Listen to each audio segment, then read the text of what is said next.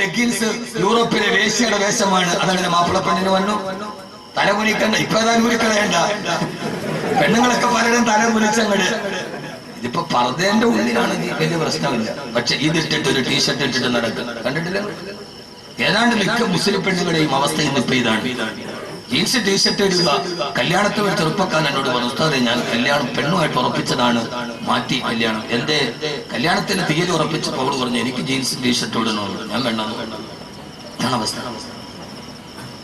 ഇന്ന് എല്ലാ മക്കളും ഉണ്ട് അതിനകത്ത്. താനി ഹറാമാണ്. ലെഗിൻസ് ഇടുക, ഒരു ടീഷർട്ട് ഇടുക, എന്നിട്ട് റോഡിൽ ഇങ്ങനെ നടക്കുക. പോണ ഈ പൂളയും പപ്പയും പറിച്ച കോഴി പണമാരി ആ രീതിയിൽ പോകുന്ന ആവാസത്തിന്റെ വസ്ത്രം.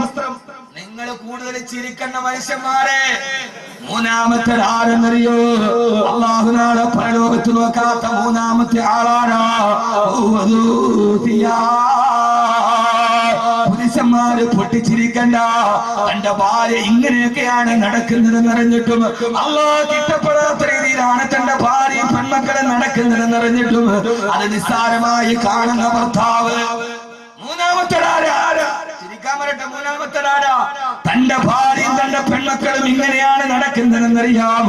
എന്നിട്ട് കാലം ഇതല്ലേ ഉസ്താദേ എന്ന് പറഞ്ഞ് അതിനെ ലാഘവത്വത്തോടെ കാണുന്ന ഭർത്താവ്. ഈ കോഞ്ഞാങ്കടിയാനോട് പറഞ്ഞു നിന്റെ ഭാര്യ മക്കൾ ഇങ്ങനെ നടക്കണേന്ന്. അവൻ പറഞ്ഞു കാലം ഇതൊക്കെയല്ലേ. ഇതിനെ നിസ്സാരമായി കാണുന്ന ഭർത്താവ് നാളെ പണച്ചറവിന്റെ മുഖത്ത് നോക്കി. അതുകൊണ്ട് ആവാസത്തിന്റെ വസ്ത്രത്തിൽ നിന്ന് വിളിച്ചു. ശരീരത്തിന്റെ ഈ മോഹം, ശരീരത്തിന്റെ മോഹം വെളിയിൽ കാണിക്കാനാണ്. അള്ളാഹു നമ്മളെ കാത്തുരക്ഷിക്കുമാറാകട്ടെ. ഞാൻ പറയണ മനസ്സിലാവുന്നുണ്ടോ നിങ്ങൾക്ക്? ഞാൻ പറയണ മനസ്സിലാവുന്നുണ്ട്. ലെഗിൻസ് ഇട്ടുകൊണ്ട് പെണ്ണ് പോകുമ്പോഴേ മനസ്സിലാക്കിക്കോണം ഇത് യൂറോപ്പിലെ വേശ്യയിട്ട വസ്ത്രമാണ്. യൂറോപ്പിലെ വേശ്യയുടെ വസ്ത്രം കേരളത്തിന്റെ ഫാഷനായി മാറി. അങ്ങനെയാണല്ലോ നമ്മുടെ ചെറുപ്പക്കാർക്ക് ഇപ്പോൾ ഒരു വസ്ത്രവിധാനമുണ്ടല്ലോ. ഒരു ലോവസ്റ്റ് പാന്റ് താഴേക്കോട് പൂന്ന് കിടക്കും. അതിന്റെ മുകളിൽ ഏതാണ്ട് നമ്മുടെ പാരിപ്പള്ളി നാഷണൽ ഹൈവേയുടെ വീതിക്ക് അവന്റെ അടിവസ്ത്രത്തിന്റെ ഒരു ബാനർ ഉണ്ടാവും. അത് നാണമില്ല കുട്ടികളെ, നാണമില്ല നിങ്ങൾക്ക്. ഏത് കല്യാണത്തിനും പോയി നോക്ക്. ഞാനിവിടെ അടുത്ത കല്യാണത്തിന് നമ്മൾ ചിരിച്ച് ഞാൻ ഉത്തരവാദിയല്ല.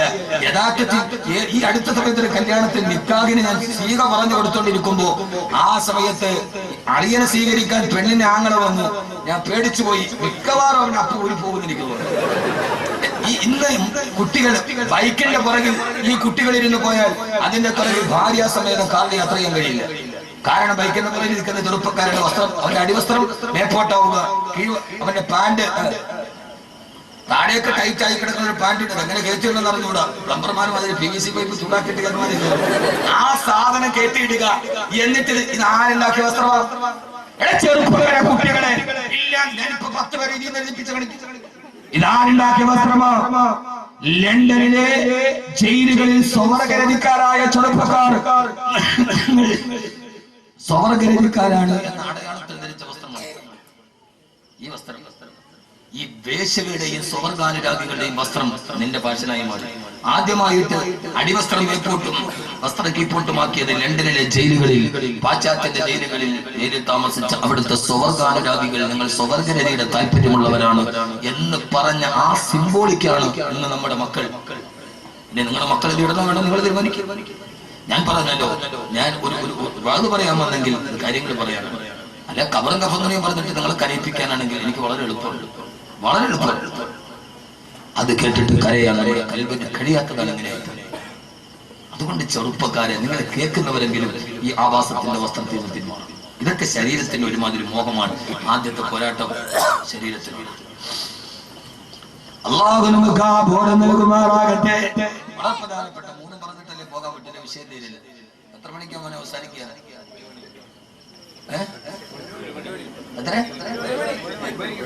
ഒരു മണി സുബഹിക്ക് 10:10 ആയിക്കോട്ടെ. നല്ല പരിപാടിയാണ്. ഈ ആനയുടെ പിണ്ടം കണ്ടിട്ട് ആന പിണ്ട ഇടുമ്പോ ആളുകൾ വിചാരിക്കുക എന്താ ഇതിന്റെ വലിപ്പം, ഇത് ഇടണ പാട് ആനയ്ക്കെന്നെ അറിയും. എന്നാലും നിങ്ങൾക്ക് കേട്ടോണ്ടിരിക്കാൻ വലിയ ഇഷ്ടമാണ്. പക്ഷെ ഇത് ചങ്കും ചങ്കും പോണ വസ്തുവാണ്. ഏതായാലും ആദരവായ പ്രവാചകൻ നബി മുഹമ്മദ് മുസ്തഫ ആദരവായ പ്രവാചകൻ നബി മുഹമ്മദ് മുസ്തഫ സല്ലല്ലാഹു അലൈഹി വസല്ലമ എന്റെ പ്രിയപ്പെട്ട സഹോദരങ്ങളോട് സഹോദരിമാരോട് വന്നസു തഅജുദുൻ ഇസ്ലാഹി മാ ഫസദാ ഇമാം ബുസൂരി അല്ലാഹു അങ്ങേ അനുഗ്രഹിക്കട്ടെ അന്നസു കത്തിഫിരീൻ തുഹമിലഹു സബ്ബാല റബ്ബിർദാടി ബൈന തുഫ്തിനുഹു യൻഫതിനി ഈ ശരീരത്തെ കടിച്ചായിട്ടില്ലെങ്കിൽ പടച്ചറപ്പിന്റെ സ്വർഗം നമുക്ക് നഷ്ടപ്പെട്ടു പോകും. ആ സ്വർഗത്തിന്റെ കവാടം നമ്മുടെ മുമ്പിൽ നഷ്ടപ്പെട്ടു പോകും. എന്റെ പ്രിയപ്പെട്ട ചെറുപ്പക്കാരാ, അതുകൊണ്ട് ശരീരത്തിനെതിരെ പോരാട്ടം നടത്തി ലാഭ കച്ചവടം നടത്തണം. അറിവല്ലോ ബഹുമാനപ്പെട്ട ആദരവായ പ്രവാചകൻ നബി മുഹമ്മദ് മുസ്തഫ സല്ലല്ലാഹു അലൈഹി വസല്ലമ അല്ലാഹുവിന്റെ റസൂൽ മദീനയിലേക്ക് ഹിജ്റ പോവുകയാ. സ്വന്തം നാടിനോടും വീടിനോടും വിട പറഞ്ഞ മദീനയിലേക്ക് അല്ലാഹുവിന്റെ റസൂൽ പോകവേ ബഹുമാനപ്പെട്ട സിനാൻ റളിയല്ലാഹു തആല ഹിജ്റ പോവാൻ തയ്യാറെടുത്ത് അല്ലാഹുവിന്റെ റസൂൽ മദീനയിലേക്ക് പോയി കഴിഞ്ഞു. മക്കയുടെ ഏറ്റവും വലിയ പരിമളം പോവുകയാണ്. പാരിജാതത്തിന്റെ പരിമളത്തെക്കാൾ സുഗന്ധം നൽകിയ ആദരവായ പ്രവാചകൻ നബി മുഹമ്മദ് മുസ്തഫ ആദരവായ പ്രവാചകൻ നബി മുഹമ്മദ് മുസ്തഫ സല്ലല്ലാഹു അലൈഹി വസല്ലമ യഖീതി കി ഗർ ഗർ ആകർ ഹലീമാ മേരാ ദിൽ में खैरुल वरा गया है ये खेती के घर घर आकर हलीमा मेरा घर में खैरुल वरा गया. മദീനയുടെ മറുഭാഗത്തുള്ള പട്ടിണി വീട്ടിലുണ്ട്. മക്കത്തേക്ക് ഒരു കുട്ടിക്ക് പാല് കൊടുക്കാൻ പോയപ്പോ പട്ടിണി പാപമായ ആമിനയുടെ പൊന്നുമോനിനെ മുത്തിനെ മാറിയെടുത്ത് മടിത്തട്ടിലെത്തി മദീനയിലേക്ക് തിരിച്ചു വരവേ സ്വന്തം മടിത്തട്ടിലേക്ക് പ്രിയപ്പെട്ട പൊന്നുമോനെ മലത്തിക്കിടത്തി മുലപ്പാല് കൊടുക്കുമ്പോ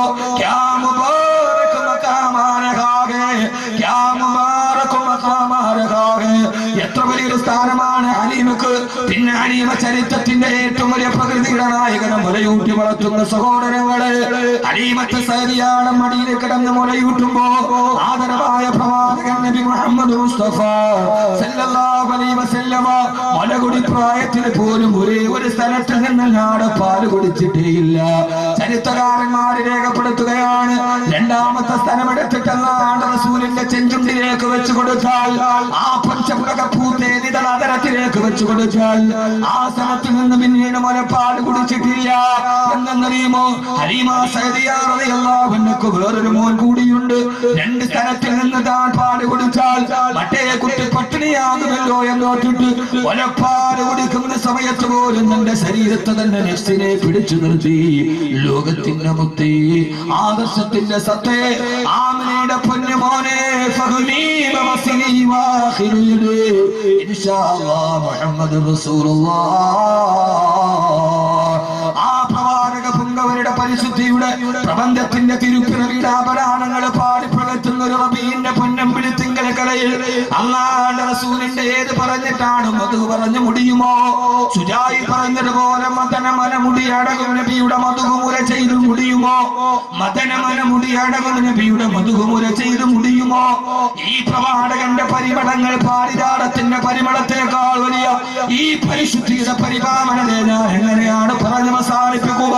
മദീനയിലേക്ക് പാരായണം ചെയ്തു പോകവേ സിനാൻ റളിയല്ലാഹു തആല തന്റെ ഒട്ടകപ്പുറത്ത് കടന്നു വന്നു മുത്തിന്റെ പുറകെ പോകാൻ മക്കാ ഖുറൈശികൾ പിടിച്ചു നിർത്തിയിട്ട് പറഞ്ഞു, സിനാനെ ഞാനുണ്ട്. മുത്തിന്റെ പുറകെ പോവുകയാണ് മദീനയിലേക്ക്. ആ സമയത്ത് സിനാനെ പിടിച്ചു നിർത്തിയിട്ട് സിനാൻ, ഈ നിന്റെ സമ്പാദ്യം മുഴുവനും ഈ മക്കയിൽ വന്നിട്ട് നീ സമ്പാദിച്ചതാണ്. അതുകൊണ്ട് ഈ സമ്പാദ്യം മുഴുവനും മക്കയിൽ ഉപേക്ഷിച്ചിട്ട് പോയിക്കൊള്ളുക. സഹോദരങ്ങളെ ശരീരത്തിന്റെ ഏറ്റവും വലിയ മോഹം പണത്തിനോടാണത്. ഒരു പുരുഷായുസ് കൊണ്ട് താൻ സമ്പാദിച്ചത് മുഴുവനും മക്കയിൽ ഉപേക്ഷിക്കാൻ പറഞ്ഞപ്പോ സിനാൻ റളിയല്ലാഹു തആല ചിന്തിച്ചത് എന്തെന്നറിയുമോ? അല്ലാഹുവിന്റെ തൃപ്തിയല്ലേ വലുത്, സമ്പാദ്യം മുഴുവനും മക്കയിലേക്ക് വലിച്ചെറിഞ്ഞു. ഒട്ടകപ്പുറത്ത് പോകാൻ ഒരുങ്ങവേ അബൂജഹൽ പിടിച്ചു നിർത്തിയിട്ട് പറഞ്ഞു, സിനാന്, ഈ ഒട്ടകവും മക്കയുടെ സമ്പാദ്യമാണ്. മദീനയിലേക്ക് പോകുന്നുവെങ്കിൽ ഈ ഒട്ടകത്തെ ഇവിടെ ഉപേക്ഷിച്ചിട്ട് പോകാൻ പറയവേ, ഒട്ടകത്തെയും ഉപേക്ഷിച്ച് ഒരു പുരുഷായുസ് കൊണ്ട് സമ്പാദിച്ചത് മുഴുവനും മക്കയുടെ മണ്ണിൽ ഉപേക്ഷിച്ചിട്ട് ഒട്ടകത്തെയും വിട്ട് 450 കിലോമീറ്റർ കാൽനടയായി നടന്നു പോയ മഹാനായ സ്വഹാബിയാണ് സിനാൻ റളിയല്ലാഹു അൻഹു. മരുപ്പറമ്പിന്റെ മുകളിലൂടെ, ചുറ്റുപടുത്ത മണലാരണ്യത്തിന്റെ മുകളിലൂടെ തന്റെ ഒട്ടകത്തെയും ഒരു പുരുഷായുസിന്റെ സമ്പത്ത് ഉപേക്ഷിച്ചിട്ട് തന്റെ ശരീരമല്ലല്ലോ അല്ലാഹുവിന്റെ തൃപ്തിയാണ് വലുത്.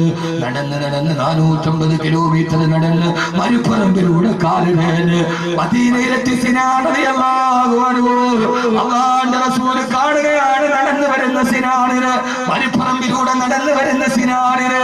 ആ സമയത്ത് പൊട്ടിക്കരഞ്ഞുകൊണ്ട് കവയത്തടത്തിലൂടെ കണ്ണുനീരെ തടം തന്നെയാ തുടങ്ങി. സിനാൻ റളിയല്ലാഹു അൻഹു അല്ലാഹുവിന്റെ റസൂലിന്റെ അടുക്കലേക്ക് ഓടി ചെല്ലുമ്പോൾ ആ സമയത്ത് അല്ലാഹുവിന്റെ റസൂൽ നബി മുഹമ്മദ് മുസ്തഫ സല്ലല്ലാഹു അലൈഹി വസല്ലം പറഞ്ഞ ഒരേ ഒരു വാക്ക് ഈ സദസ്സിന്റെ അവസാനം നിങ്ങളെ ഓർമ്മിപ്പിക്കുകയാണ്. ശരീരത്തെ പിടിച്ചു നിർത്തണേ. അല്ലാഹുവിന്റെ റസൂൽ പറഞ്ഞു, സിനാനേ, സിനാനേ, ഒരു പുരുഷായുസിന്റെ സംബന്ധം തന്റെ ഏകമാർഗമായ ഒട്ടകവും വലിച്ചെറിഞ്ഞ് അല്ലാഹുവിന്റെ റസൂലിന്റെ റിസാലത്തിന്റെ ഭൂമേനിയുടെ പുറകെ നടന്ന സിനാൻ റളിയല്ലാഹു അൻഹു പൊട്ടിക്കരഞ്ഞുകൊണ്ട് കയ്യിലൊന്നുമില്ലാതെ വരവേ അല്ലാഹുവിന്റെ റസൂൽ പറഞ്ഞു, സിനാനേ, സിനാനേ, സിനാനേ, തിജാറത്തുക യാ സിനാൻ. ലോകചരിത്രത്തിൽ ഇതേപോലെ ഒരു വാക്ക് കേട്ടിട്ടില്ല. അല്ലാഹുവിന്റെ റസൂൽ പറഞ്ഞു, സിനാനേ, തിജാറത്തുക യാ സിനാൻ, തിജാറത്തുക യാ സിനാൻ. സിനാനേ, നീ ഇന്ന് ചെയ്ത കച്ചവടം നിന്റെ ജീവിതത്തിന്റെ ഏറ്റവും ലാഭകരമായ കച്ചവടമാണ് സിനാൻ. സിനാൻ റളിയല്ലാഹു തആല നെട്ടിത്തെറിച്ചു പോയി നബിയെ.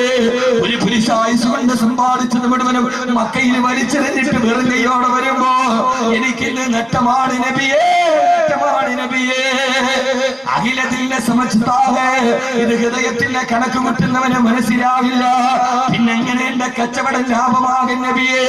ആ സമയത്താണ് അല്ലാഹുവിന്റെ റസൂൽ പറഞ്ഞത്, സിനാനേ, അല്ലാഹുവിന്റെ തൃപ്തിക്ക് വേണ്ടി, പടച്ചിറപ്പിന്റെ തൃപ്തിക്ക് വേണ്ടി നിന്റെ ശരീരത്തിന്റെ മോഹമായ സമ്പത്തിനെയും ഒട്ടകത്തെയും ഉപേക്ഷിച്ചിട്ട് വെറും കൈയോടെ മക്കയിൽ നിന്ന് മദീനയിലേക്ക് നീ വരാനൊരുങ്ങവേ ആകാശത്തിൽ നിന്ന് ജിബ്രീൽ വന്നു, സിനാൻ, നിന്റെ പേരിലായത്തിറങ്ങി സിനാൻ. വെറും കൈയുമായി മക്കയിൽ നിന്ന് വെളിയിലോട്ടിറങ്ങുമ്പോ നിന്റെ പേരിലായത്തിറങ്ങി സിനാൻ. എന്തേ നബിയേ? ആ സമയത്താണ് അല്ലാഹുവിന്റെ റസൂൽ ഓതി കേൾപ്പിച്ചത്, വമിനൻ നാസി മയ്യശ്രീ നഫ്സഹു ഇബ്തിഗാ മർളാത്തില്ലാഹ് വല്ലാഹു റഊഫുൻ ബിൽ ഇബാദ്. വമിനൻ നാസി, ചില മനുഷ്യരുണ്ട്, അല്ലാഹു നമ്മളെ അതിന് പെടുത്തുമാറാകട്ടെ. എന്റെ പ്രിയപ്പെട്ട ചെറുപ്പക്കാരാ, ശപിക്കപ്പെട്ട നിഷ്ക്രിയത്വത്തിന്റെ ഇരുണ്ട ദുരിതങ്ങളിൽ ചിന്താശേഷി പണയപ്പെടുത്തി അന്ധവിശ്വാസത്തിന്റെയും വിരാരാധനയും പള്ളിമേടകൾ ഉറക്കം നടച്ച് ഏതെങ്കിലും പെണ്ണുപോയി ചുംബനത്തിന് വിളിച്ചാൽ അവളുടെ പവിടാതരങ്ങളിൽ എന്റെ ചുണ്ടു ചേർത്ത് വെച്ചിട്ട് ജീവിതത്തിന്റെ രതിസുകരം പകരുന്ന ചുംബന സമരത്തിന്റെ ആധുനിക വറ്റാക്കലല്ല. ഒരു വിഭാഗം ചെറുപ്പക്കാരുണ്ട്, അവരേത് ചെറുപ്പക്കാരെന്നറിയോ? ചൂണ്ടിക്കാണിക്കുന്ന എതിരാളിയുടെ പള്ളയിലേക്ക് പിച്ചാത്തിപ്പിടി കുത്തിക്കയറ്റുന്ന ക്ഷുഭിത യൗവനമല്ല, പിന്നെയോ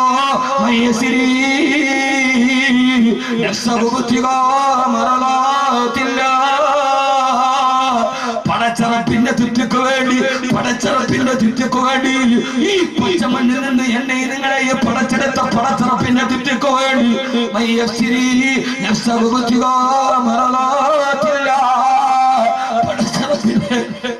പടച്ചറപ്പിന്റെ ഭിത്തിക്ക് വേണ്ടി അവർ സ്വന്തം ശരീരത്തെ വിത്തപന നടത്തിയവരാ.